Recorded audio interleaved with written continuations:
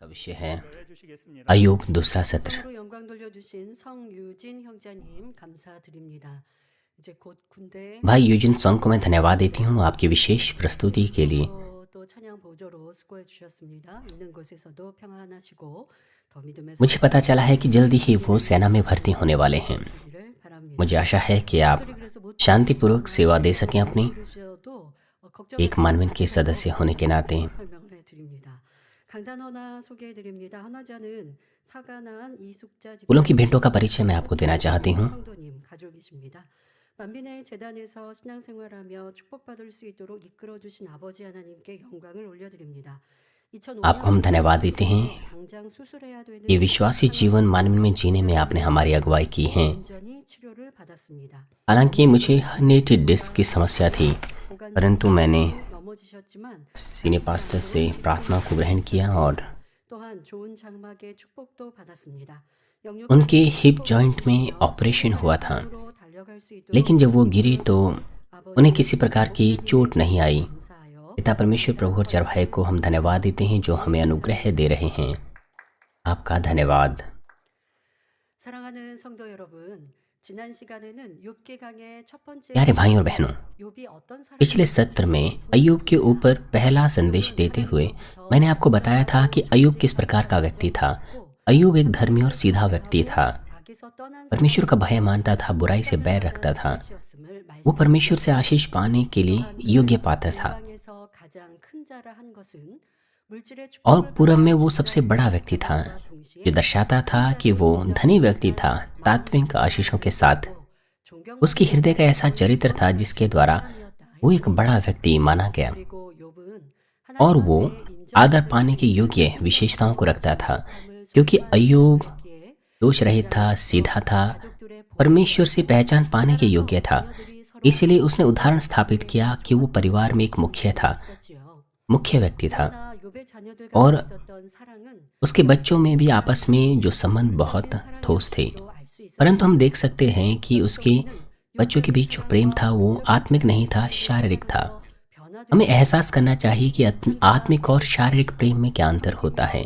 존경 शारीरिक प्रेम बदल जाता है। 나도 सामने वाला व्यक्ति अगर आदर से हमारे साथ व्यवहार करे तो हमारे लिए भी उससे प्रेम करना, उसका आदर करना, 상대가 उसकी आज्ञा मानना मुश्किल नहीं होगा। 중심으로 बेशक अगर हम किसी से प्रेम करते हैं 윗사람이 있을 तो जो वो चाहता है हम उसे अपने हृदय की गहराई से करते हैं। 때는 진정한 लेकिन अगर हम 사랑도 केवल तभी करें जब वो हमारे सामने हो 또 윗사람이 और तब ना करें जब वो हमारे सामने ना हो, तो ये सच्ची आज्ञाकारिता और सच्चा प्रेम और सेवा नहीं होंगी। 는 사랑하고 순종하고 밝은 표정으로 있다가 지적을 받거나 또 내게 좀 जब आपका बॉस आपकी प्रशंसा करता है, केवल तभी आप बड़ी मुस्कुराहट से उसे प्रेम करते हैं।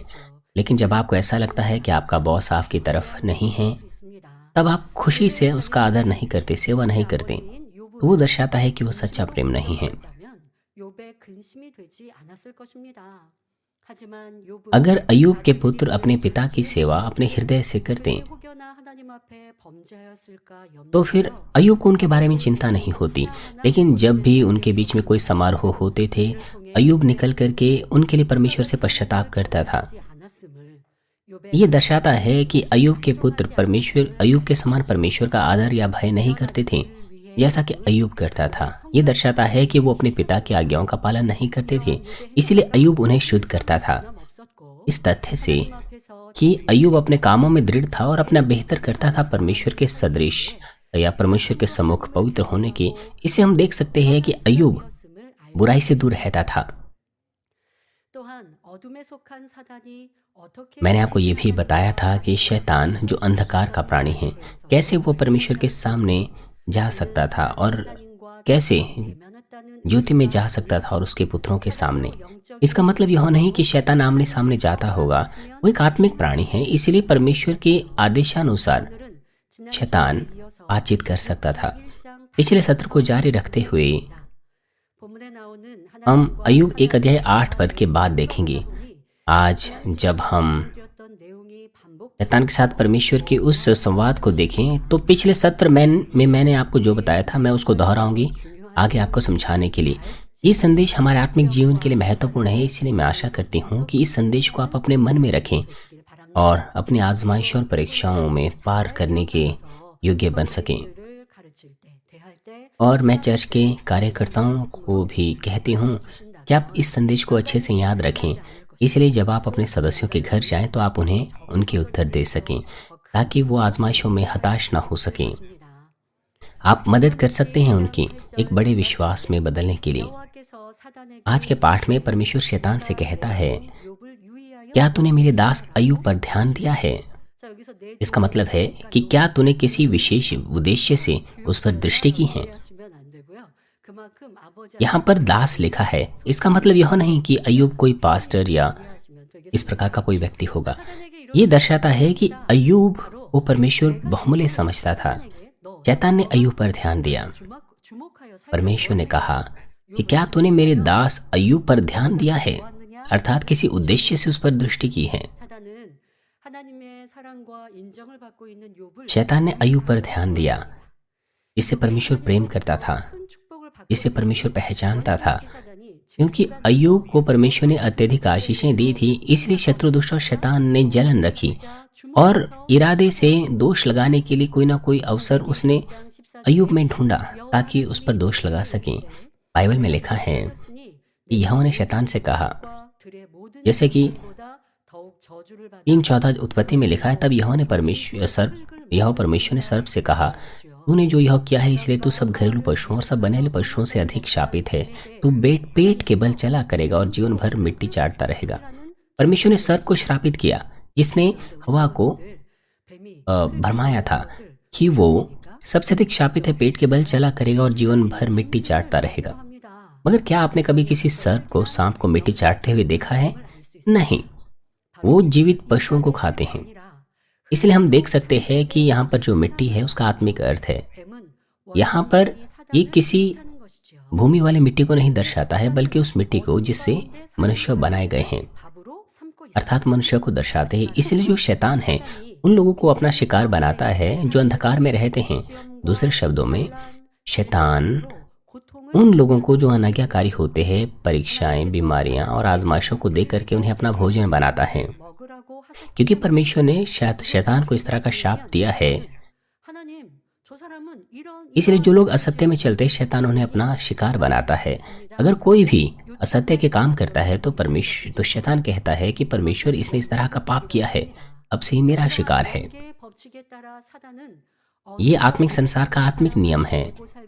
इस आत्मिक सिद्धांत के आधार पर शैतान उन लोगों को खाता है जो अंधकार में रहते हैं। इसलिए न्यायी परमेश्वर कुछ और नहीं बल्कि अंधकार के द्वारा शैतान के उस दोष को ग्रहण करता है।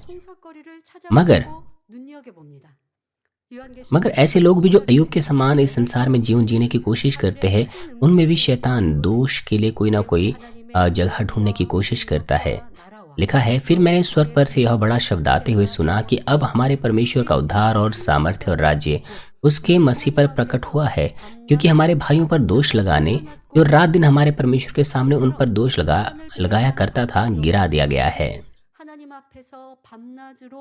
जैसे कि कहा गया है, अंधकार की जो ताकतें होती हैं, शैतान सहित लोगों को ढूंढते हैं रात दिन कि परमेश्वर के सामने उन पर दोष लगाएं।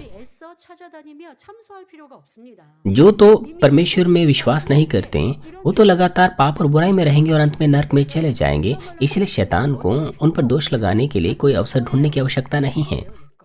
शैतान को उनके विषय में परमेश्वर से कुछ पूछना भी नहीं पड़ता है, क्योंकि वो लोग तो पहले से ही शैतान के हैं। इसलिए संसारिक लोगों पर, मेरा मतलब है संसारिक लोगों को खोजने की उन्हें आवश्यकता नहीं है, क्योंकि अपने अधिकार में रहकर वो आजमाइशी परीक्षाएं उनके ऊपर लाता है जो पाप बुराई में रहते हैं।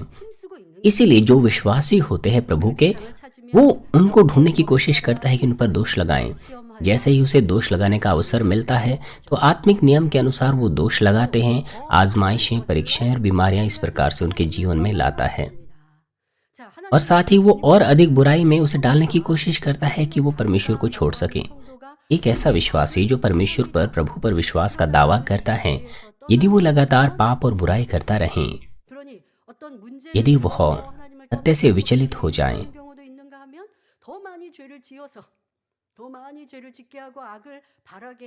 तो इस तरह से जब वो अधिक पाप और बुराई करता रहे तो शैतान उन्हें उधार से दूर कर सकता है। इस तरह से शैतान तरीकों का इस्तेमाल करता है। शैतान बहुत करीब से उन्हें देखता है, जो बाहरी रूप से तो लगता है कि वचन में जीते हैं मगर हृदय में असत्य होता है। अगर आप तमाम सभाओं में आएं, प्रार्थनाओं में आएं, विश्वास योग्यता से काम करें मगर अपने हृदय का खतना छोड़ दें और आप ये सोचें कि मैं तो अच्छा कर रहा हूं, तो शैतान आपके अहंकार पर ध्यान देगा और आपको ठोकर देगा। अगर आपके अंदर अहंकार है तो आप अपनी पाप और बुराई को ढूंढ नहीं सकते हैं। आप आदत से फिर दूसरों का न्याय निंदा करते हैं और आत्मिक रूप से आप अंधे हो जाते हैं। इसलिए परमेश्वर के अनुग्रह से आप अलग हो जाते हैं और धीरे धीरे करके आत्मा की परिपूर्णता आप खो देते हैं। इसीलिए आप एक मसीह के रूप में एक औपचारिक रूप से जीवन जीते हैं। भले ही आप सभाओं में आते हैं रविवार को,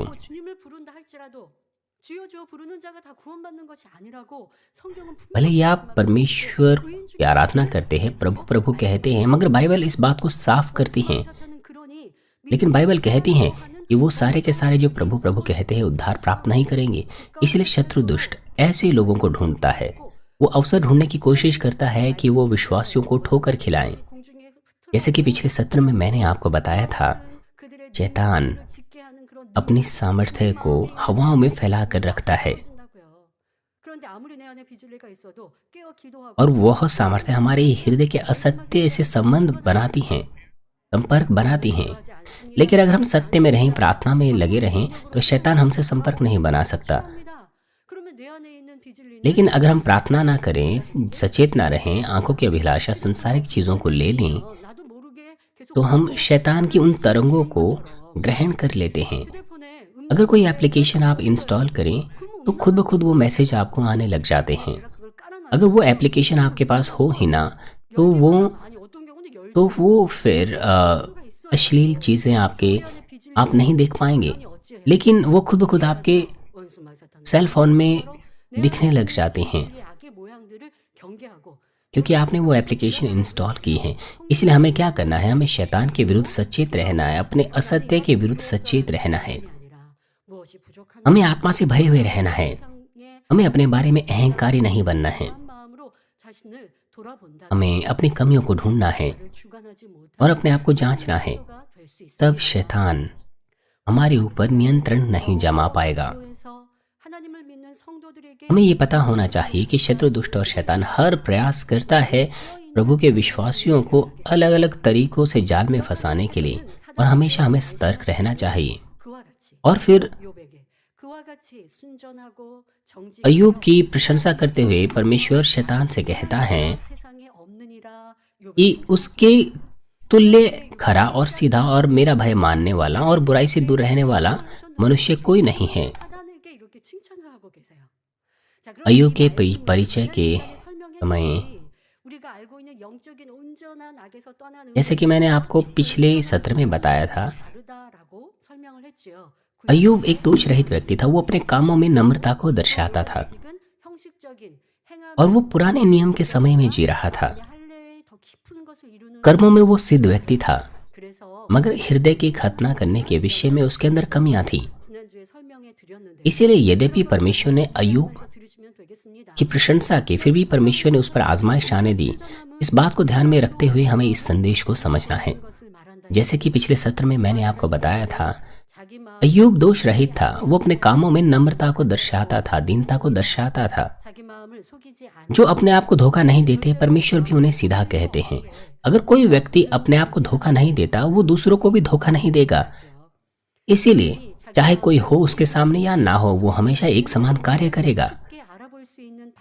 इसलिए एक सरल तरीका अपने आप को ढूंढने का कि क्या अपने आप को आप धोखा देते हैं या नहीं। मान लीजिए आपने खुद से वादा किया कि कल से मैं जल्दी उठूंगा और अपना दिन प्रार्थनाओं से शुरू करूंगा, लेकिन अगले दिन जब आपको अलार्म सुनाई देता है, अगर आप ये कहें मैं तो थका हुआ हूं, मैं नहीं उठ सकता, तो आप अपने आप को धोखा देते हैं। अपने आप से किए वादे को अगर आप तोड़ें और खुद को धोखा दे, तो आप दूसरों को भी धोखा दे सकते हैं। इसलिए परमेश्वर आपको धोखेबाज कहेगा, सीधा नहीं कहेगा।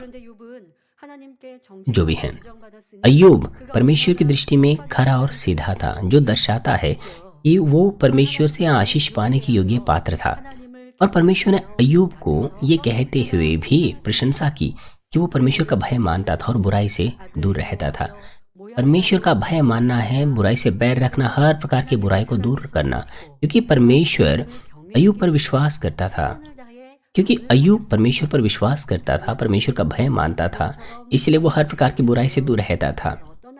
इसलिए परमेश्वर ने शैतान को कहा कि इस धरती पर उसके जैसा खरा और सच्चा व्यक्ति कोई नहीं है जो बुराई से दूर रहता है।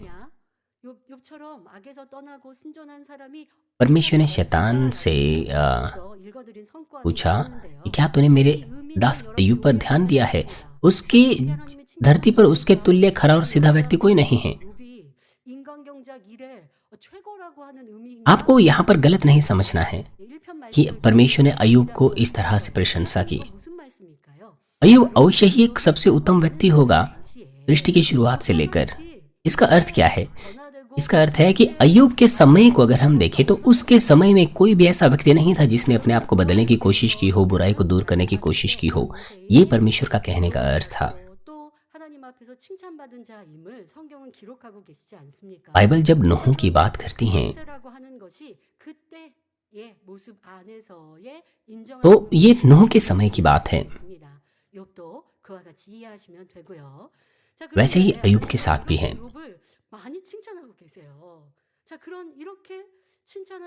परमेश्वर ने इस तरह से अय्यूब की प्रशंसा की। आपको आश्चर्य हो सकता है कि एक ऐसा व्यक्ति जो धर्मी है, जिसकी प्रशंसा परमेश्वर करता है, परमेश्वर पहचानता है, कैसे आजमाइश उसके ऊपर आ सकती हैं। लेकिन जब हम अय्यूब 3 अध्याय से पढ़ते हैं तो हम देख सकते हैं कि अय्यूब के अंदर बहुत से असत्य की चीजें थी। यद्यपि अय्यूब एक धर्मी और खरा व्यक्ति था परमेश्वर के सामने, जो बुराई से बचा रहता था, बुराई से दूर रहता था, फिर भी शैतान ने अय्यूब के ऊपर दोष लगाया। तो क्या परमेश्वर ने अय्यूब को इसीलिए पहचान दी, इसलिए प्रशंसा की कि परमेश्वर अय्यूब के असत्य जो उसके अंदर छिपा था नहीं जानता था? अय्यूब असल में परमेश्वर का भय मानता था, मगर आजमाइशों के दौरान क्या परमेश्वर नहीं जानता था कि वो असत्य की बातें बोलेगा? परमेश्वर जानता था। परमेश्वर सर्वशक्तिमान है। वो इस ब्रह्मांड में समय के शुरू होने से पहले से सब बातों को जानता है। वो हमारे सिर के बालों को उसने गिने हुए है। वो हमारे हृदय को जानता, हृदय की गहराई को जांचता है। परमेश्वर निश्चित रूप से जानता था कि अय्यूब के ऊपर अगर परीक्षाएं मैं आने दूं तो वो भरमावे में फंस जाएगा, अभिलाषा में फंस जाएगा और असत्य की बातें बोलेगा। परंतु आज के संदेश में परमेश्वर ने अय्यूब के अंदर जो कमियां थी उन्हें नहीं दर्शाया, बल्कि उन्हीं चीजों को दर्शाया जो उसके अंदर अच्छी थी और उसकी प्रशंसा की। इसलिए यद्यपि हमारे अंदर बहुत सारी कमियां हैं, लेकिन पिता परमेश्वर का हृदय वो इस प्रकार का है कि वो अगर हमारे अंदर एक भी भली बात है उसी की प्रशंसा करता है। हमें भी दूसरों के साथ ऐसा ही करना चाहिए।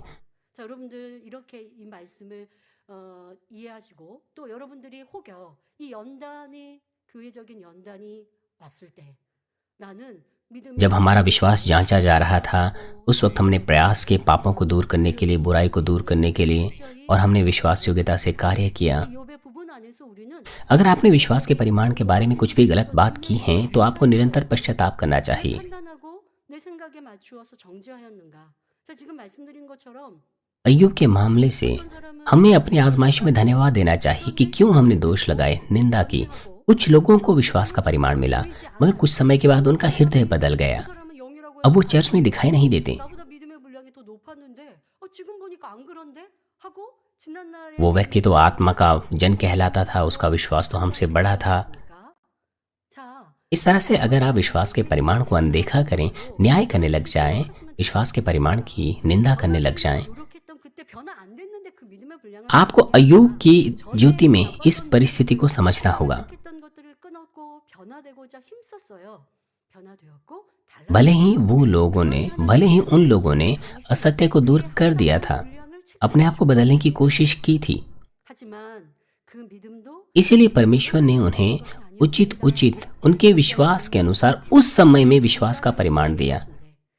लेकिन वो विश्वास हमने स्वयं से प्राप्त नहीं किया था, बल्कि चरवाहे के आंसुओं से, समर्पण से 그래서 प्राप्त किया गया था। 하고 떠나기도 하고 또 इसलिए अगर कोई व्यक्ति उस सीमा से बाहर जाए तो 보았습니까? वो विश्वास सिद्ध नहीं है। 이것도 아셨지만 변화되고자 힘쓰고 있는 그 इसलिए अगर कोई व्यक्ति उस सीमा से, उस स्थान से बाहर हो जाए 주셨다는 तो 것을 उसका वो विश्वास सिद्ध नहीं होगा। 제하된 우리에게 힘 주시고 용기 주셔서 변화시키시고자 새 예루살렘으로 परमेश्वर इसके बारे में बहुत अच्छे से जानता था, इसलिए उसने हम पर ध्यान दिया 그러니 우리는 ताकि हम अपने आप को बदलने की कोशिश करें। ये परमेश्वर का प्रेम था जो हमें ताकत देता था, उत्साहित करता था कि हम नए यरूशलेम जाने के लिए अपने आप को बदल सकें। 우리가 작은 것에 충성하며 변화되고자 할 때 इसलिए हमें न्याय निंदा करने की कोशिश नहीं करनी चाहिए, बजाय इसके हमें प्रयास करने चाहिए कि हम अपने हृदय को बदल सके, पाप बुराई को दूर कर सके, हर परिस्थिति में परमेश्वर को धन्यवाद दे सकें, विश्वास योग्यता से काम करने की कोशिश कर सकें। वो लोग जिनको बड़े स्तर का विश्वास का परिमाण प्राप्त हुआ करता था, 이것도 교만함인 거고요.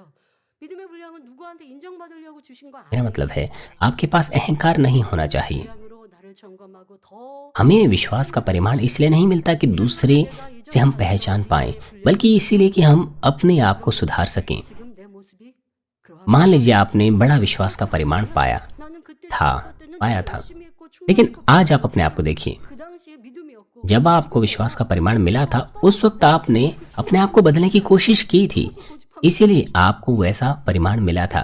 그래 내가 믿음이 좋았는데 지금 लेकिन अगर आप उस परिमाण से अब गिर गए हैं तो आपको उसी परिमाण पे अटके नहीं रहना चाहिए। आपको ये नहीं कहना चाहिए कि मुझे तो उस तरह से मिला था, 열심히 충성 बल्कि आपको उस परिस्थिति को, मेरा मतलब है उस अवस्था को पुनः प्राप्त आपको करना है।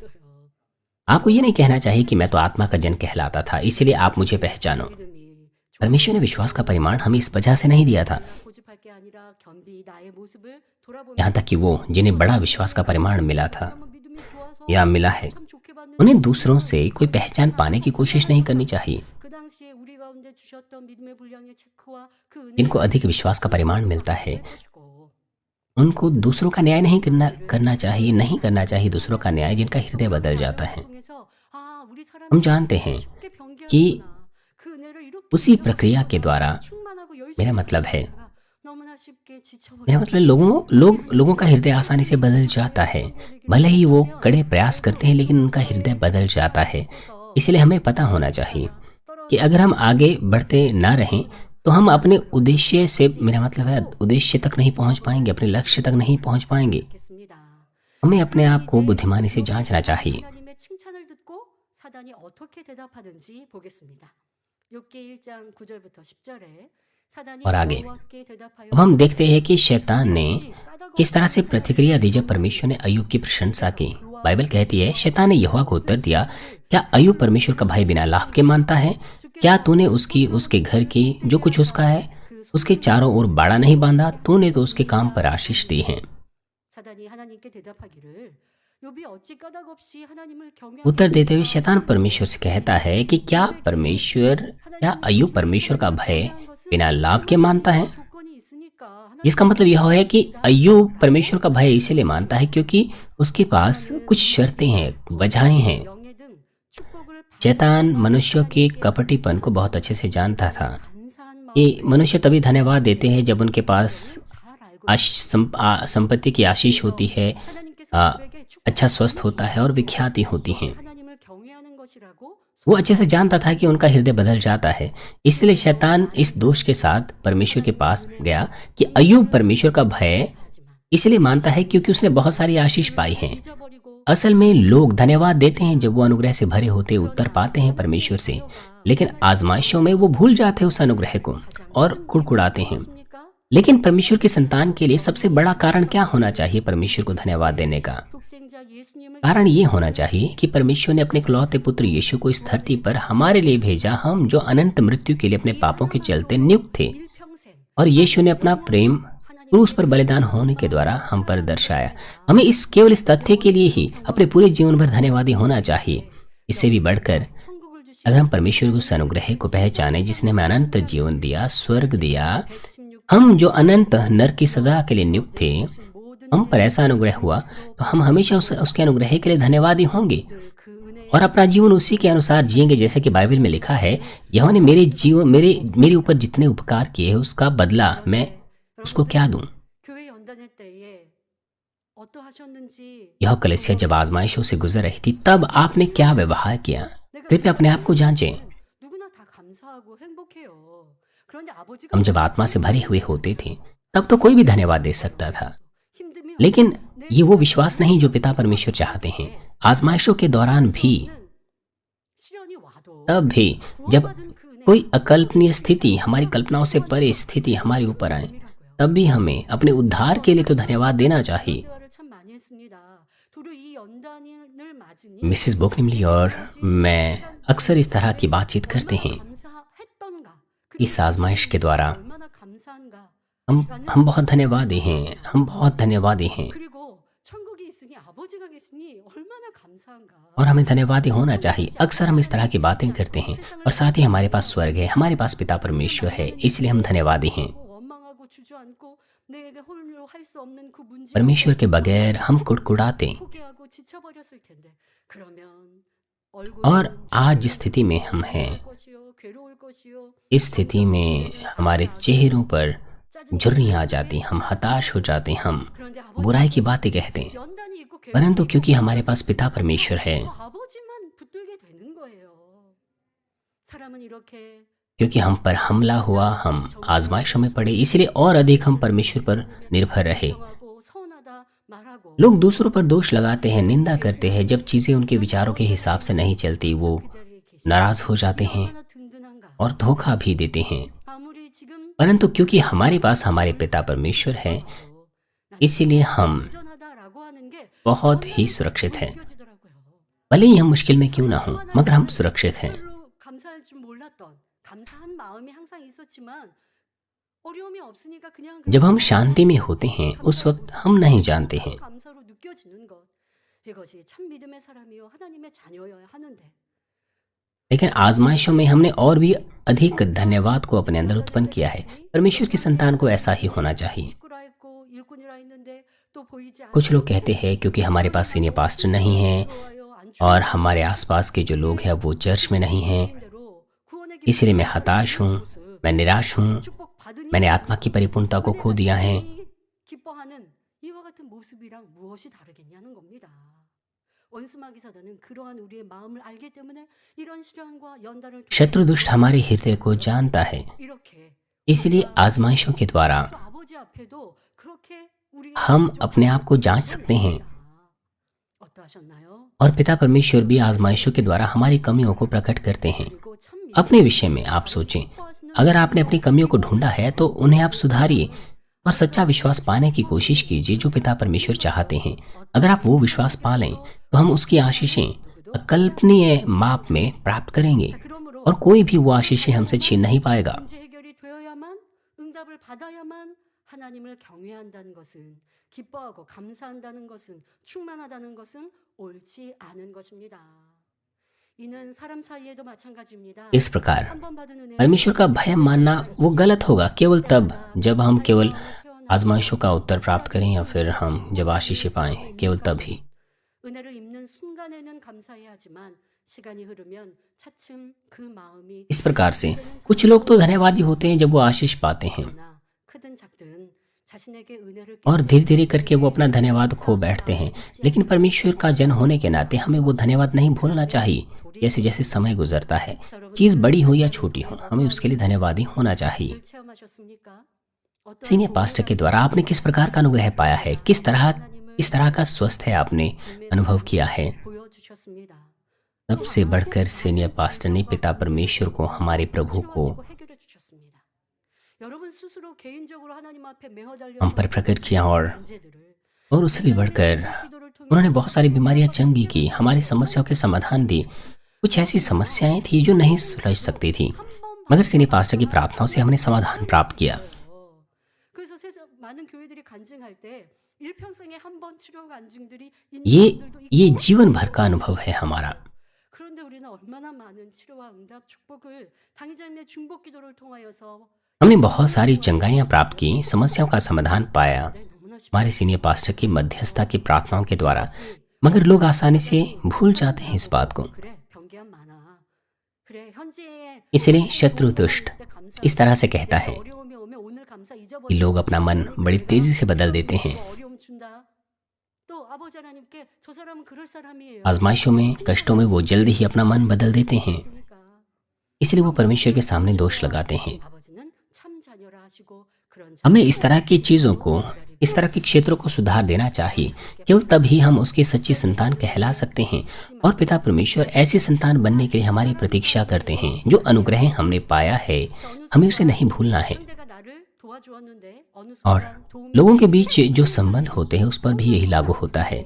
कुछ लोग हमेशा उस अनुग्रह को याद रखते हैं जो उन्होंने पाया है और धन्यवाद जाहिर करने की कोशिश करते हैं और उसे वापस चुकाने की कोशिश करते हैं जो अनुग्रह उन्होंने पाया है। 내가 나에게 잘해주다가 서운하게 할 때가 있어요. 그러면 잘해줬던 때를 기억하면서 서운한 마음을 잊어버리면 되지 않겠습니까? 그런 사람이 더 선한 사람이요. भले ही सामने वाला व्यक्ति हमें नाराज करें, परंतु हमें उन समयों को याद करना चाहिए जब हमने उससे मदद पाई थी, उसका अनुग्रह पाया था। अगर हमारा हृदय सुंदर हो जिससे हम अपना हृदय ना बदलें, तो हम धन्यवादी रहेंगे 좋은 중심의 사람이 될 것입니다. पिता परमेश्वर और चरवाहे के लिए। 그렇다면 원수마귀 사단이 나를 타겟으로 삼을 수 있어요. यदि आपको लगता है कि आसानी से आपने अनुग्रह खो दिया है, तो आप शैतान के टारगेट हो सकते हैं। 자, 그러니 어떻게 해야 हो 돼요? सकता है अभी 경계하는 마음을 आप खुश हों, लेकिन शैतान के जाल में आप फंस सकते हैं। इसलिए हमें क्या करना है? हमें बदलने वाले हृदय 이러한 사단이 को दूर कर लेना है, इस तरह की चीज़ों को दूर कर लेना है। तो शैतान के पास आपको जाल में फंसाने के लिए कुछ नहीं होगा। 또 교회적인 연단의 때에 내 모습이 바로 जब शैतान आप पर दोष लगाता है तो हमें अपने आप को जांचना चाहिए कि कहीं हमारे पास तो 회개하면 इस तरह की चीज़ें नहीं 자, 이제 사단은 जिससे शैतान को दोष लगाने का अवसर मिले। हमें उन्हें सुधार लेना है और पश्चाताप करना है। 으로 얘기합니다. 지금 성사를 하니까 크게 얘기하고 और अब शैतान विस्तार पूर्वक बताता है कि कैसे परमेश्वर ने अय्यूब को आशीष दी है। शैतान बताता है, मेरा मतलब है अय्यूब उसने कोई पाप नहीं किया था, इसीलिए उस पर दोष लगाने के लिए कोई अवसर नहीं था। 조목조목 말하고 있습니다. 먼저 주께서 परंतु शैतान 그 집과 그 모든 परमेश्वर को बताता है कि क्यों उसके ऊपर आजमाइश आनी चाहिए। यहाँ पर लिखा है, 께서 क्या तूने उसकी और उसके घर की जो कुछ उसका है उसके चारों ओर बाड़ा नहीं बांधा? 모든 것을 하나님이 지켜주시고 उसके चारों ओर बाड़ा बांधने का मतलब है कि परमेश्वर ने अय्यूब को सुरक्षा दी थी सब बातों में 하나님께서 이처럼 욥에게 और उसके काम पर आशीष दी है। 욥이 하나님을 आधारित रूप से शैतान परमेश्वर से कह रहा था, क्योंकि तूने उसे इतनी आशीष दी है इसलिए वो आपको धन्यवाद देता है कि नहीं? 되는 육의 속성을 잘 알므로 शरीर के बदलने वाले 이러한 점을 गुणों को बहुत अच्छे से जानते हुए शैतान ने इस तरह की तथ्यों को सामने रखना शुरू किया 치소서. 그리하시면 정령 대면하여 주를 욕하리이다라고 और आगे लिखा है 여기서 사단이 하나님께 कि 그의 모든 소유물을 치소서 했던 말을 오해하여 하나님도 직접 कि 누군가를 परंतु 치시는 अपना हाथ बढ़ाकर जो कुछ उसका है उसे छू, तब वह तेरे मुंह पर तेरी निंदा करेगा। 사람이 시험을 받을 때에 내가 하나님 लेकिन इसका मतलब यह नहीं है या किसी को ये नहीं कहना चाहिए कि परमेश्वर ने उसको परीक्षा दी है। जैसे कि याकूब 1:13 में लिखा है, जब किसी की परीक्षा हो तो वो यह ना कहें कि मेरी परीक्षा परमेश्वर की ओर से होती है, क्योंकि ना तो बुरी बातों से परमेश्वर की परीक्षा हो सकती है, ना वह किसी की परीक्षा आप करता है। 질병으로 치셨다고 मुश्किलों के दौरान लोग कहते हैं कि परमेश्वर ने मुझे यह आजमाइश दी है, परमेश्वर ने मुझे यह बीमारी दी है। इस तरह की बातें परमेश्वर को निराश करती हैं। हमारा परमेश्वर न्यायी परमेश्वर है, वो परमेश्वर है जो हमेशा हमें भली वस्तुएं देता है। 나쁜 것을 줄 부모가 어디 कौन ऐसे माता पिता है जो अपने बच्चों को बुरी बातें देंगे? कौन चाहता है कि उनके बच्चे आजमाइश और परीक्षाओं में पड़ेंगे? 있습니까? 아무리 악한 사람이라도 बुरा व्यक्ति भी अपनी संतान को खुश देखना चाहेगा। 하물며 독생자를 내어 주기 इससे भी बढ़कर परमेश्वर ने अपना प्रेम इस बिंदु तक हमें दिया कि अपने इकलौते पुत्र को दे दिया। इसीलिए इसमें बिल्कुल भी कोई प्रश्न नहीं है। 그러니 하나님께서는 वो चाहता है कि उसकी संतान हम खुश रहें। इसलिए हमें इस बात को ध्यान में रखना है 고난 당하는 사람이 회개하고 돌이킬 कि परमेश्वर कभी किसी पर परीक्षा नहीं लाता है। कोई व्यक्ति आजमाइशों और परीक्षाओं के दौरान जब पश्चाताप करता है, मन फिराता है, तो परमेश्वर उसे आशीष देता है और भी ज्यादा अधिक आशीष देता है। 하는 이유는 무엇일까요? तो कैसे फिर परमेश्वर की संतान अपने आप को आजमाइश और परीक्षाओं के दौरान ढूंढ सकते हैं? इसका उत्तर मैं थोड़ी देर बाद आपको दूंगी। शैतान कहता है कि अय्यूब परमेश्वर का भय इसलिए मानता था क्योंकि उसने आशीष भी पाई थी। अगर परमेश्वर उसकी तमाम आशीषों को ले ले तो अय्यूब भी बदल जाएगा। 사단은 축복권과 저주권, यह जानते हुए 생사화복의 주권이 कि जीवन मृत्यु आशीष और श्राप सब परमेश्वर के हाथों में है, इसलिए शैतान यहाँ पर मांग कर रहा है कि अय्यूब की जितनी भी संपत्ति है वो उसे छीन ली जाए, 사단에게 उसे ले ली जाए, दूर कर दी जाए। 선물을 다 내 तब परमेश्वर शैतान को उत्तर देता है 몸에는 내 손을 대지 कि 말지니라 말씀하십니다. जो कुछ उसका है वह सब तेरे हाथ में है, केवल उसके शरीर पर हाथ ना लगाना। 자녀들을 포함한 모든 재산을 의미합니다. 사단이 욥의 소유물을 जो कुछ उसका है 욥의 몸을 परमेश्वर जानता था, 지기 때문에 하나님께서는 परमेश्वर जानता था 오직 그의 몸에 कि 손대지 말라. सब कुछ पर हाथ लगाने के बाद शैतान उसकी शरीर की, उसके देह की भी मांग करेगा। इसीलिए परमेश्वर कहता है उसके शरीर पर हाथ ना लगाना। 여기서 중요한 것은 사단의 송사가 욥에게 합당치 않았다는 점입니다. और यहाँ पर हम देखते हैं कि उसकी आजमाइशों का पहला दौर शुरू हो गया। 욥에게서 물질과 자녀들을 모두 거두어 갔음에 और यहाँ पर जब पहला दौर उसकी आजमाइशों का शुरू हुआ तो हम देखते हैं कि शैतान का यहाँ पर दोष लगाना उचित नहीं था, क्योंकि यद्यपि उसने दोष लगाया, 사람의 फिर भी 하는 मा음 अय्यूब ने परमेश्वर की ही प्रशंसा की, यद्यपि उसने अपनी संपत्ति खो दी। 내 눈앞에 내 현실에 없음을 शैतान लोगों के बदलते हुए भाव को बहुत अच्छे से जानता है। 모습을 लोग धन्यवाद तो देते हैं लेकिन जल्दी ही 그러니 उड़ाने लग जाते हैं, क्योंकि शैतान बहुत अच्छे से इस तरह की चीजों को जानता है, इसलिए शैतान दोष लगाता है। 1차 시험에는 해당되지 않습니다.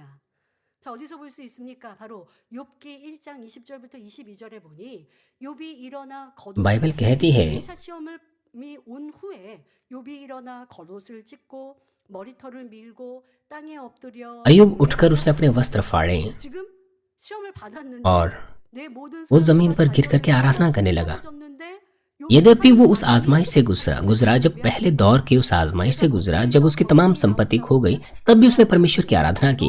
돌아가올지라 वो कहता है कि मैं 여호와 नंगा आया था, 신자도 여호와 नंगा ही जाऊंगा। 여호와의 이름이 परमेश्वर ने दिया है, यहोवा ने दिया है, यहोवा ही ने लिया है। 이 모든 일에 욥이 ना यहाँ पर भी उसने ना तो परमेश्वर पर दोष लगाया है और ना ही उसने 원망하지 아니하니라. परमेश्वर पर कुड़कुड़ाया। 사단은 분명히 말하기를 그러니까 이 1차 시험에 ये स्पष्ट है, 송사를 शैतान ने इस तरह का अनुमान लगाया था कि अगर उसकी सारी संपत्ति खो जाएगी तो वो परमेश्वर पर दोष लगाएगा। 분명히 말했잖아요. वो कहता है कि अगर वो अपनी सारी संपत्ति खो देगा तो वो 버린 후 श्रापित करेगा। 하나님을 찬송 लेकिन नतीजा यह हुआ कि जब अय्यूब ने अपनी संपत्ति खो दी तो उसने परमेश्वर की महिमा की, उसने परमेश्वर की 이처럼 प्रशंसा की। यह दर्शाता है कि यहाँ पर शैतान का दोष लगाना गलत था। यद्यपि 하나님께서 अगर संपत्ति के संदर्भ में देखें 송사가 옳지 तो अय्यूब के ऊपर दोष लगाने का यहाँ पर कोई मतलब नहीं था, लेकिन परमेश्वर ने इस आजमाइश को इसलिए आने दिया कि ये प्रमाणित हो सके कि शैतान का दोष लगाना गलत था। ये भी दर्शाता है कि परमेश्वर अय्यूब पर कितना भरोसा करता था। 않습니다. 사단. परमेश्वर ये साबित करना चाह रहा था कि अय्यूब 자, 우리도 उस आजमाइश को पार करने के योग्य है। अय्यूब इस तरह का भय परमेश्वर का मानता था। अगर हम भी इस तरह के जन बन जाएं 때로는 तो हम पिता परमेश्वर के लिए कितने प्रशंसा के 주시기 कारण बनेंगे। 원수마귀 사단 어둠에게 우리 कभी कभार हमें और भी महान आशीष देने के लिए, 위해 시험을 허락하시는 경우도 यह प्रमाणित करने के लिए कि हमारा विश्वास बड़ा है, कभी कभार परमेश्वर आजमाइशों को आने देता है। 불안하세요. 저 애가 이게 मान लीजिए 내 아들 딸이 승리할까? मान लीजिए परमेश्वर 그게 아니라 당연히 승리하고 이길 것을 아시고 मान लीजिए 바라보시는 अगर परमेश्वर चिंतित है, अगर वो आजमाइश आने देता है तो क्या वो ये सोचेगा क्या वो उसको पार कर पाएगा या नहीं। 있습니다. 자, आप 여기서 하나님의 आप अय्यूब के बारे में सोचिए। 하는 경우를 유형별로 살펴보겠습니다. 첫째, 불의한 परमेश्वर की संतान के ऊपर जो आजमाइश या परीक्षाएं आती हैं, हम उनके अलग अलग श्रेणियों को देखते हैं। 사단은 सबसे पहली श्रेणी वो होती है जहाँ पर शैतान अधार्मिकता के कामों को 유혹합니다. कराने की कोशिश करता है। शैतान भरमाता है लोगों को कि वो पाप करें। 또 살도록 आदम के पाप करने के बाद शैतान को 이 저주대로 कहा गया श्राप के रूप में कि वो मिट्टी चाटेगा। उस श्राप के अनुसार 항상 참소하려고 합니다. 먼저는 तब से शैतान लोगों को खाता है जो मिट्टी से बने, हमेशा उन पर दोष लगाता है।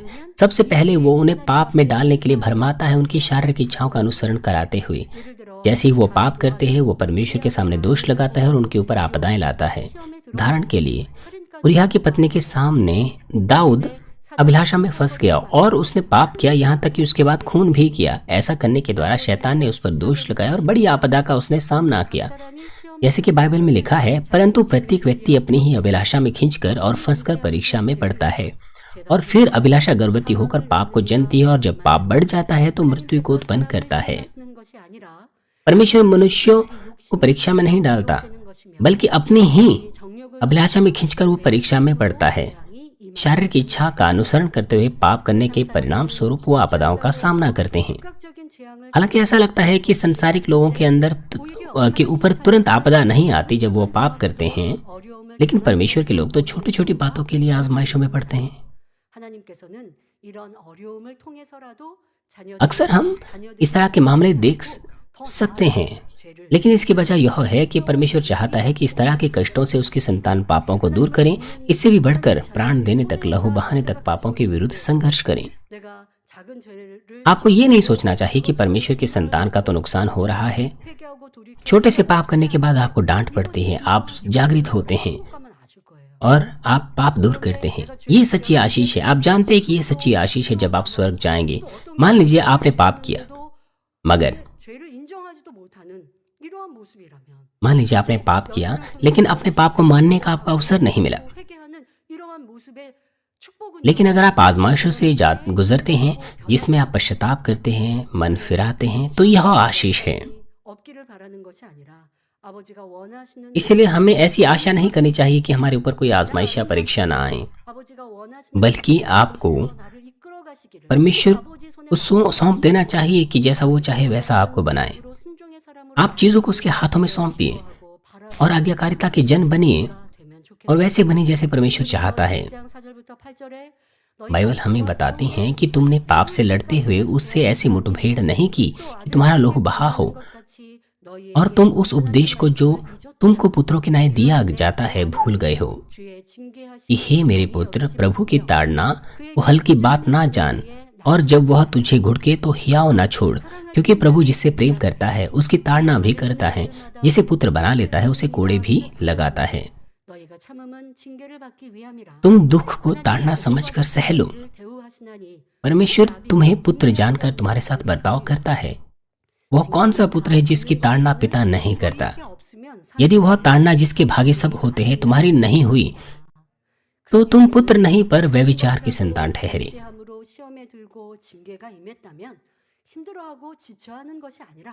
इसलिए यदि हम छोटा सा भी पाप करें और आजमाइशों में पड़ जाएं, तो हमें थकना नहीं चाहिए, निराश नहीं होना चाहिए, तुरंत पश्चाताप करना चाहिए, तो हम उस कष्ट को तुरंत दूर कर पाएंगे। लेकिन अगर हम लगातार पाप ही करते रहें तो आपदा अंत तक चलती रहेगी, और अगर हम अंत तक की आज्ञा पालन नहीं करें, अनाज्ञा पालन करते रहें, तो लगातार आपदा का शिकार हम होते रहेंगे। तो फिर अंत में परमेश्वर अपना मुख फेर देगा हमसे। तो फिर हमारे ऊपर कोई ताड़ना भी नहीं आएगी, जो कि कहीं ज्यादा डरावनी चीज है, क्योंकि परमेश्वर हमें व्यभिचार की संतान कहेगा। परमेश्वर कहेगा कि तुम मेरे पुत्र पुत्री नहीं हो। तो इसका अर्थ क्या है? आप शत्रु दुष्ट शैतान के पुत्र पुत्री हो, भले ही आप, मेरा मतलब है शैतान, तो फिर आप शत्रु दुष्ट के हो जाते हैं। आपका परमेश्वर से कोई लेना देना नहीं। ये डरावनी बात है, आपका उद्धार नहीं होगा। भले ही आपने पाप कर दिया है, मान लीजिए कि आपको कोई आजमाइश नहीं आई, आप सही मार्ग पर नहीं चल रहे हैं, तो आपको पता होना चाहिए कि आप बड़ी मुश्किल से गुजर रहे हैं, इसलिए तेजी से आपको पश्चाताप करना चाहिए। दूसरी श्रेणी है वो परीक्षा जिसके द्वारा हम अपने मूल पाप में स्वभाव को पहचानते हैं। ये वो मामले होते हैं जहाँ पर शैतान हम पर दोष लगाता है, परीक्षा लाता है, तब भी जब हमने कोई पाप नहीं किया है, जैसे कि अय्यूब के मामले में था।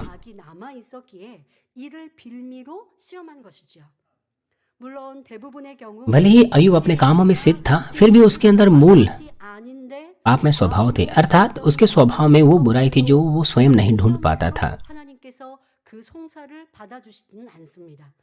अगर हमने कोई पाप नहीं किए हैं, मेरा मतलब है अगर हमने शरीर के काम नहीं किए हैं, शरीर की ऐसे कोई कार्य नहीं किए हैं, ज्यादातर मामलों में शैतान के दोष को परमेश्वर ग्रहण नहीं करता।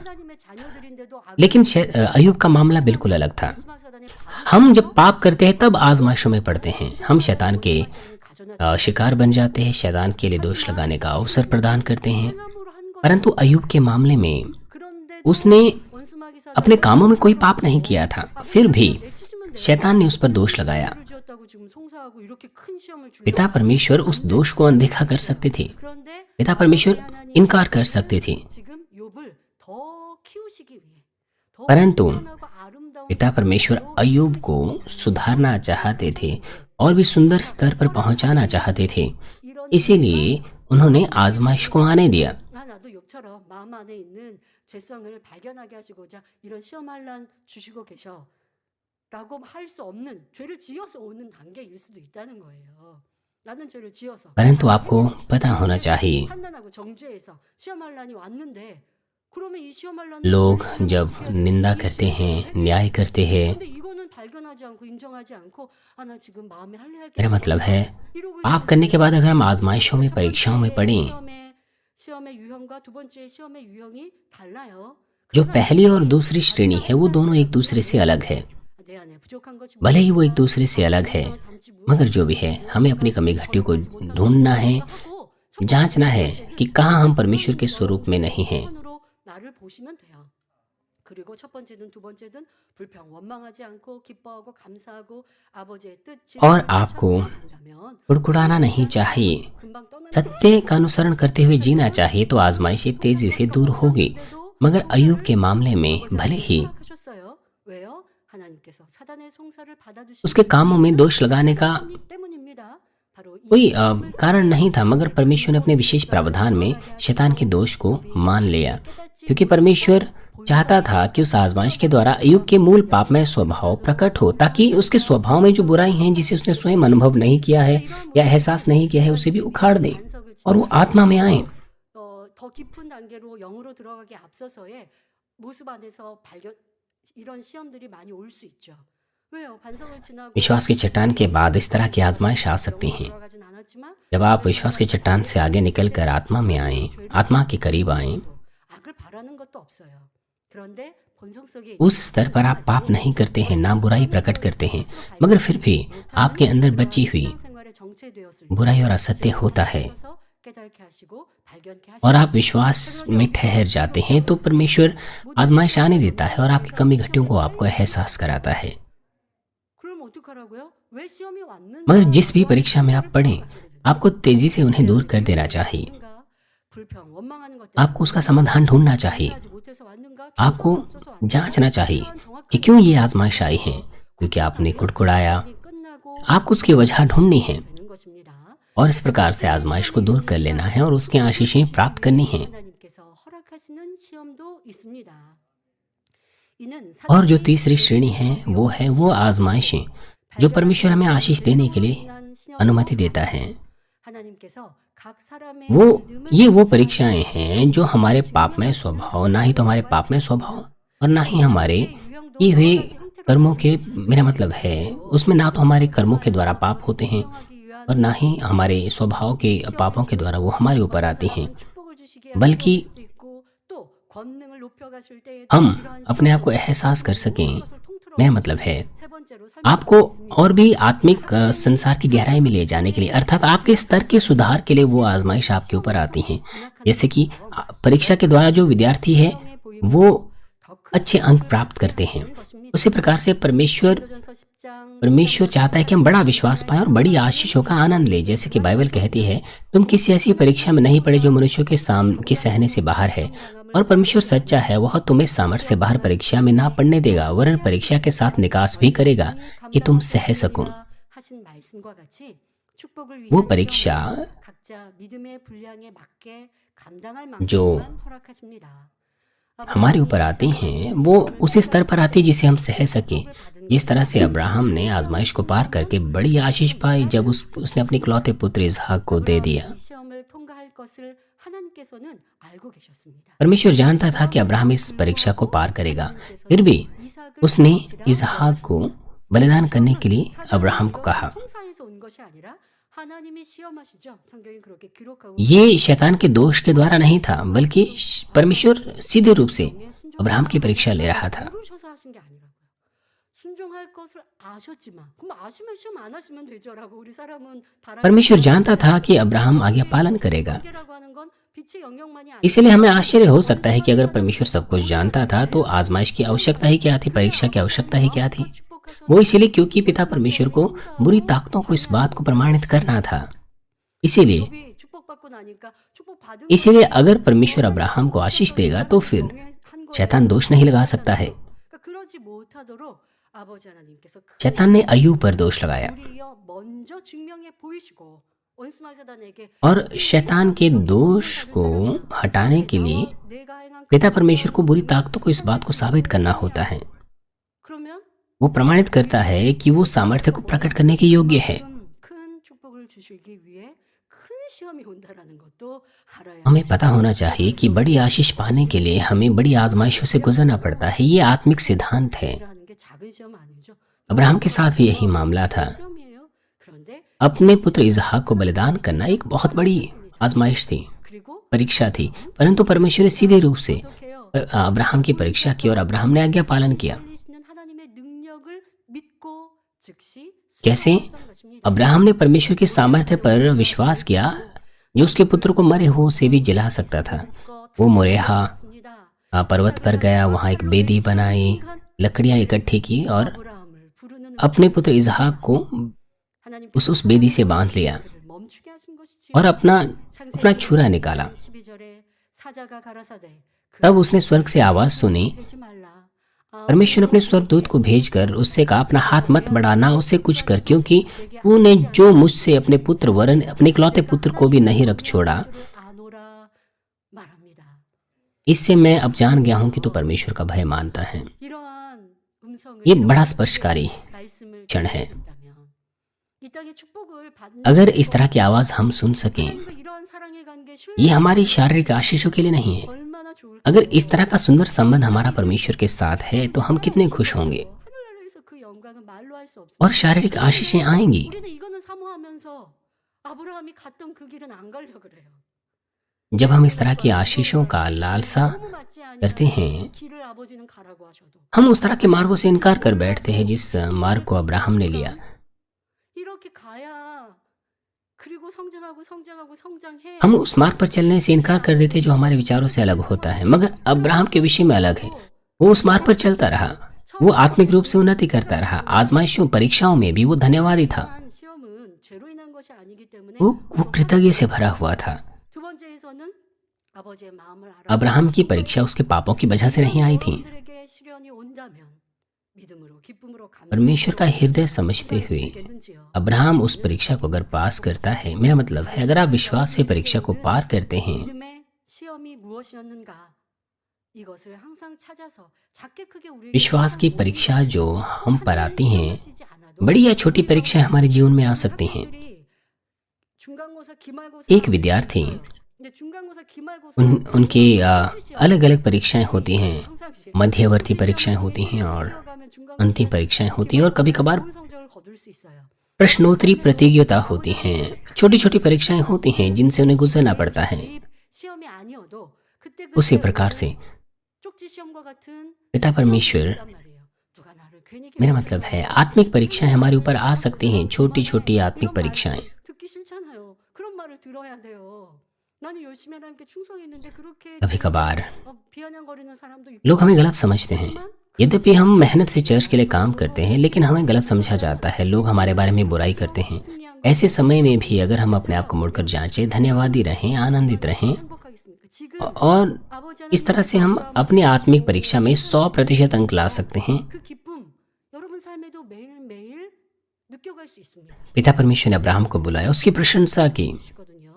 हम भी इस तरह से अनुभव अपने जीवन में कर सकते हैं क्योंकि पवित्र आत्मा आप में आपकी प्रशंसा करता है। 통과한 후에야 하나님께서 आपको अपने जीवन में ऐसा विजयी जीवन जीना चाहिए। 경외하는 줄을 안다고 인정해 주십니다. अब्राहम ने जब विश्वास से परीक्षा को पार किया तो परमेश्वर ने कहा, 말씀을 원수마귀 사단에게 अब मैं जानता हूँ 하는 것입니다. कि तू परमेश्वर का भय मानता है। 시험을 통해 इस तरह से परमेश्वर ने शत्रु दुष्ट और शैतान के सामने इस बात को साबित किया कि अब्राहम आशीषों को पाने योग्य पात्र था। 증명이 되었지요. 그리하여 하나님께서 아브라함에게 큰 축복을 इससे 주셨고 पहले कि दुष्ट आत्माएं या अंधकार दोष लगाता, परमेश्वर पहले से प्रमाणित कर चुका था कि वो आशीषों को पाने का पात्र था। परमेश्वर पहले से इस बात को साबित कर चुका था कि भले ही वो अब्राहम को आशीष दे, लेकिन शैतान उस पर दोष नहीं लगा सकता, क्योंकि वो आशीषों को पाने का पात्र है। और अब्राहम के पास ये प्रमाण था कि वो कैसे परमेश्वर पर भरोसा और विश्वास रखता था। इस तरह का मसीह जीवन जीना कितना मनोरंजक है।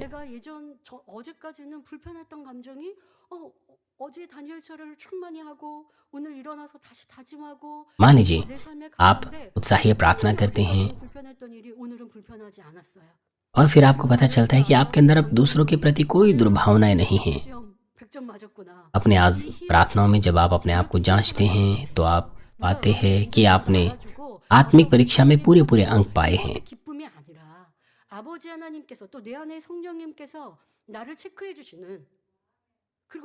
यह तथ्य है कि पिता परमेश्वर पवित्र आत्मा आपको जांचते हैं, और जब आप परीक्षाओं को आत्मिक रूप से पार कर देते हैं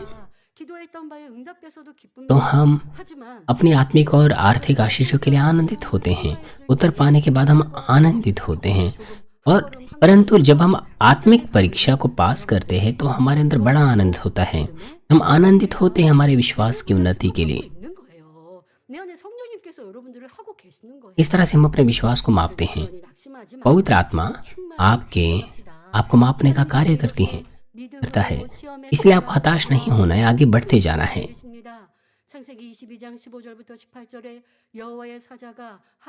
बाइबल कहती है, फिर यहोवा के दूत ने दूसरी बार स्वर्ग से इब्राहिम को पुकार के कहा, यहोवा की यह वाणी है कि मैं अपनी ही यह शपथ खाता हूँ कि तूने जो यह काम किया है कि अपने पुत्र वर अपने इकलौते पुत्र को भी नहीं रख छोड़ा, इस कारण मैं निश्चय तुझे आशीष दूंगा, और निश्चय तेरे वंश को आकाश के तारागण और समुद्र के तीर की बालू के किनकों के समान अनगिनत करूंगा, और तेरा वंश अपने शत्रुओं के नगरों का अधिकारी होगा, और पृथ्वी की सारी जातियां अपने को तेरे वश के कारण धन्य मानेंगी, क्योंकि तूने मेरी बात मानी है।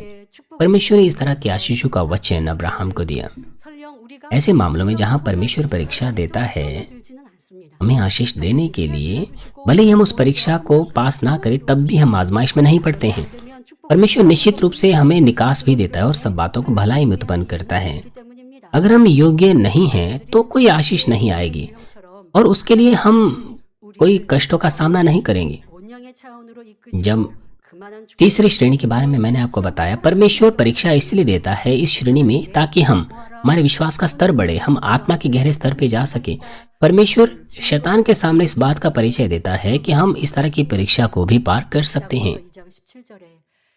बाइबल हमें बताते हैं, वैसे ही विश्वास भी यदि कर्म सहित ना हो तो अपने स्वभाव में मरा हुआ है। और भी आयतें कहती हैं, जब हमारे पिता इब्राहिम ने अपने पुत्र इसहाक को वेदी पर चढ़ाया तो क्या वह कर्मों से धार्मिक न ठहरा था? सो तूने देख लिया कि विश्वास से उसके कामों के साथ मिलकर प्रभाव डाला है, और कर्मों से विश्वास सिद्ध हुआ। मान लीजिए जब परमेश्वर ने अब्राहम को इसहाक को अर्पण करने के लिए कहा था, और अब्राहम ने कहा कि हाँ मैं ऐसा करूंगा,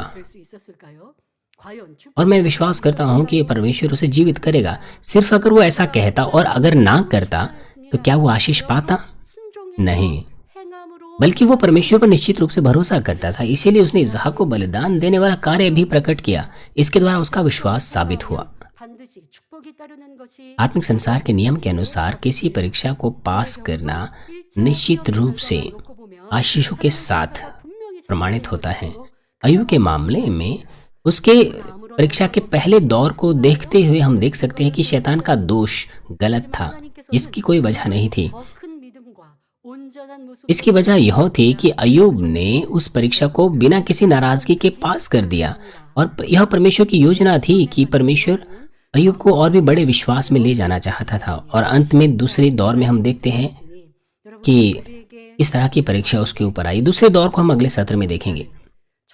इस संदेश को सुनते हुए हम अपनी परीक्षाओं के बारे में क्या सोचते हैं जिससे इस वक्त हम गुजर रहे हैं?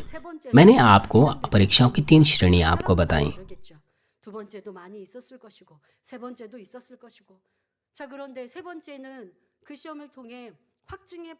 तीसरी श्रेणी में मेरा मतलब है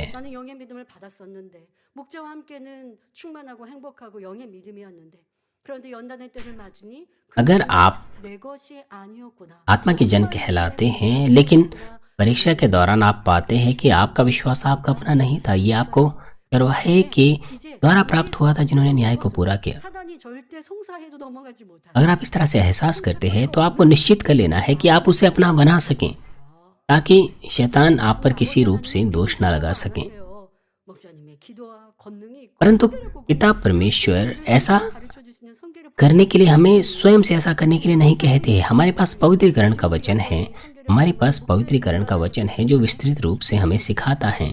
우리의 수고와 अभी भी अगर हम चरवाहे के क्षेत्र में हैं, पवित्रता के सुसमाचार के अधीन हैं, 조그만 내 इसके बावजूद भी हमें अपने प्रयासों की आवश्यकता रहती है। 서운하다 이런 말 쉽게 할 बीते समय में हम अपने छोटे छोटे विचारों को भी जांच लिया करते थे, 수만 상대여 परंतु आजकल के दिनों में क्या है? 이 시험을 이기지 못하고 그 자리에 머물러 क्या आप में से कोई ऐसा है जो अपने वातावरण पर दोष लगाता है, अपनी नाराजगी आसानी से प्रकट कर लेता है? 그러하겠습니까? अगर आप इस तरह की चीजें कहने लग जाएं कि इसकी वजह से, उसकी वजह से, 하나 되셨어요. 근데 혹간 그런 분들이 계신다. मेरा मतलब है आप में से बहुतों ने पश्चाताप किया है। आप में से अब ऐसा कोई नहीं करता, लेकिन अभी भी अगर आप में से कोई ऐसा करता है तो आपको पश्चाताप करना चाहिए। 내가 넘어지고 쓰러졌을 परीक्षा 때 다시 일어나. किसी और के लिए नहीं, किसी और की वजह से नहीं, बल्कि स्वयं आपने शैतान को दोष लगाने का अवसर दिया है, इसीलिए वो आती हैं। इसलिए आपको उठकर आगे बढ़ना है उस ताकत के द्वारा जो पिता परमेश्वर और पवित्र आत्मा देते हैं। 내용을 살펴보면서 하나님께서 사단의 송사를 प्यारे भाई और बहनों, आज हम परमेश्वर और शैतान के बीच की बातचीत को देखते हैं। मैंने आपको बताया कि क्यों परमेश्वर शैतान के दोष को मान लेता है, और मैंने आपको यह भी बताया कि मनुष्यों का जीवन मृत्यु, आशीष और श्राप परमेश्वर के हाथों में है। इसीलिए परमेश्वर के सामने दोष लगाने के बाद ही और अनुमति पाने के बाद ही शैतान परीक्षाएं और आजमाइशें लाता है। मैंने आपको बताया कि परीक्षाएं 3 श्रेणी की होती है। पहली श्रेणी तब जब शैतान लोगों को भरमाता है पाप करने के लिए, अधार्मिकता करने के लिए। दूसरी श्रेणी ये है जो हमें हमारे पाप में स्वभाव को ढूंढने की ओर ले जाता है। तीसरी श्रेणी वो है जो परमेश्वर इसीलिए परीक्षा को आने देता है कि वो हमें आशीष दे। परमेश्वर ने शैतान का दोष ग्रहण किया और परीक्षा आने दी अय्यूब के ऊपर, ताकि वो अपने गहरे स्वभाव में छुपी बुराई को देख सके और पूरी तरह से मुक्ति पा करके आत्मा के स्तर में आ सके। जो भी है, किसी व्यक्ति के शोधित होने के लिए यंत्र की आवश्यकता होती है, और शैतान का इस्तेमाल यंत्र के रूप में हुआ अय्यूब को शोधित करने के लिए।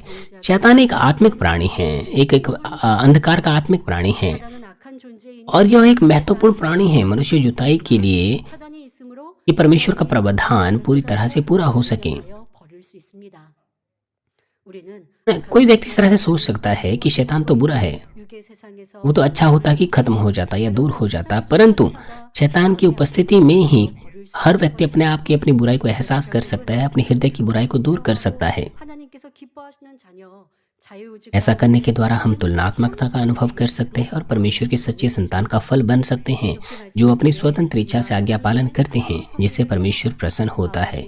मैं प्रभु के नाम से प्रार्थना करता हूँ कि अय्यूब की यह संदेश श्रृंखला आपकी मदद कर सके कि आप परमेश्वर के प्रावधान को समझ सके और परमेश्वर की संतान बन सके, जो हमेशा उसकी लालसा रखते हैं। आइए संदेश पर सोचते हुए सभी लोग साथ मिलकर प्रार्थना करेंगे। 바로 인간의 사람의 마음 깊은 것을 너무나 잘 간파하고 있는 것임을 알 수 있었습니다. 축복을 받으니 응답을 받으니 기뻐하고 감사하는 사람의 속성. 그런데 그것이 내일 되면 잊어버리고 또 조금 내게 어려움이 오면 어제 주셨던 기쁨과 감사를 잃어버리고 불평하고 원망하는 인생들의 모습, 바로 나의 모습은 아닌지를 돌아보며 회개하고 돌이키게 하시고, 또 욥이 아직 온전하지 않더라도 또 행함으로 최선을 다해 선을 진리를 쫓아나갔던 모습을 하나님은 기뻐하시고 칭찬하시는 모습 속에 우리에게 항상 응원하시는 아버지의 사랑이었음을 생각하여 더 그 아버지의 사랑 안에 거하는 성도님들이 되게 하여 주옵소서. 감사드리며 우리 주 예수 그리스도의 이름으로 기도하옵나이다. 아멘. 당회장님의 환자 기도를 받겠습니다. 아프신 분들은 아픈 곳이나 연약한 곳 बीमारों के लिए सीनियर पास्टर की प्रार्थना ग्रहण करेंगे। अगर आप बीमार हैं, अपना हाथ अपने बीमारों को पर रखें, और अगर आप बीमार नहीं, अपना हाथ अपनी छाती पर रखें। अपने हृदय की इच्छाओं के लिए इस प्रार्थना को प्राप्त करें। हालेलुया। सर्वशक्तिमान हमारे प्रेमी पिता परमेश्वर, कृपया अपना हाथ तमाम भाइयों और बहनों पर रखें जो इस वक्त इस प्रार्थना को ग्रहण कर रहे। समय और दूरी को मिटाते हुए अपना हाथ तमाम लोगों पर जो स्थानीय कलीसियाओं में हैं, जिस इनके द्वारा, इंटरनेट के द्वारा, सैटेलाइट टीवी के द्वारा, स्थानीय और शाखा कलीसियों में और परमेश्वर की संतान संसार भर में इस प्रार्थना को ग्रहण कर रहे हैं, उन पर अपना हाथ रखें। उन्हें हृदय से विश्वास करने के योग्य विश्वास दीजिए। तमाम नकारात्मक विचार और शक दूर कीजिए। तमाम क्लेश और आजमाइशें दूर कीजिए। सिर से लेकर पैर तक तमाम अंदरूनी अंग, कोशिकाएं, ऊतक और तंत्रिकाएं जो भी बीमार हैं उन्हें पवित्र आत्मा की आग के द्वारा झुलसा दीजिए और मूल ज्योति के द्वारा यीशु मसीह के नाम से मैं आज्ञा देता हूँ, शत्रु, दुष्ट और शैतान, तमाम बीमारियां, रोगाणु, विषाणु और निर्बलताएं दूर हो। उनके तमाम असाध्य और अंतकारी रोग पवित्र आत्मा की आग के द्वारा झुलसा दीजिए। तमाम महामारियां, मलेरिया सहित दूर कीजिए। सभी संक्रामक रोग जैसे कि जुकाम और बुखार उनसे दूर हो। उन्हें सुरक्षा दीजिए हर प्रकार के रोगाणुओं और विषाणुओं से। तमाम पेट, फेफड़े, जिगर, छाती, यूट्रिन और आंतों के कैंसर से चंगा कीजिए। एड्स, ल्यूकेमिया, दिमागी रक्तघात, उच्च रक्तचाप, धीमा रक्तचाप, मधुमेह, हृदय, फेफड़े, स्त्री रोग और तमाम सूजन और जलन दूर हो।